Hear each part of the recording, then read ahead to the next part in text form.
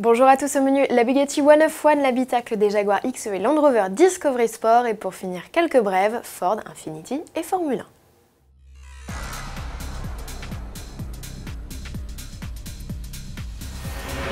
Communiquer sur ces nouveautés pendant l'été, ça a du bon, on ne cesse pas de parler de vous. Le groupe Jaguar Land Rover l'a bien compris et continue à distiller des infos sur ses XE et Discovery Sport. La berline et le tout-terrain nous ouvrent cette fois-ci les portes de leur habitacle. Décor 100% virtuel pour la XE qui laisse entrevoir ses inédits équipements high-tech.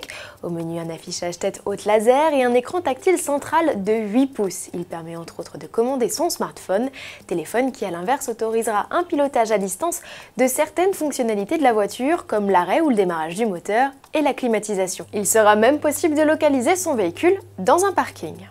Bienvenue cette fois à bord de la navette Discovery Sport, en clin d'œil à son récent partenariat avec Virgin Atlantic, l'agence de voyage spatiale de Richard Branson. C'est en apesanteur que l'on découvre l'habitacle du baroudeur.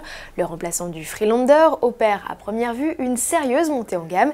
Il profite d'un large écran tactile de 7 places comprenant 2 strapontins à l'arrière, le tout baigné de lumière par un immense toit panoramique. Vol inaugural prévu le 3 septembre.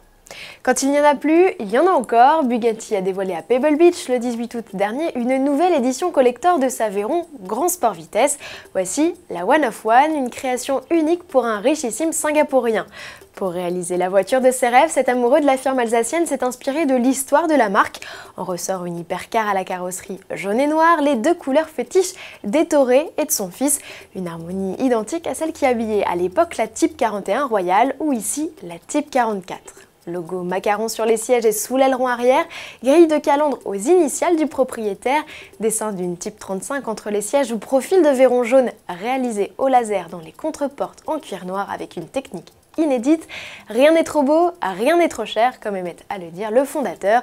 Pour l'anecdote, sachez que le prix moyen d'une Bugatti, option comprise, s'élève à plus de 2 millions d'euros. On vous laisse imaginer le prix de celle-ci. Autre anecdote, Ford vient de mettre au point une version conduite à droite de la Mustang, une vraie révolution puisqu'en 50 ans de carrière, cela ne s'était jamais produit. Cette déclinaison va ainsi permettre à Ford de conquérir 25 nouveaux marchés dont le Royaume-Uni, l'Australie ou l'Afrique du Sud.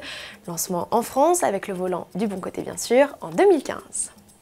À propos de notre cher pays, il semble avoir inspiré Infiniti, la division de luxe de Nissan nous allèche avec la photo d'un bout de calandre d'un nouveau modèle et un communiqué où en français dans le texte on évoque une inspiration à la Infiniti et où l'on nous dit à bientôt. Si ça ce n'est pas un beau cadeau pour le mondial de l'auto.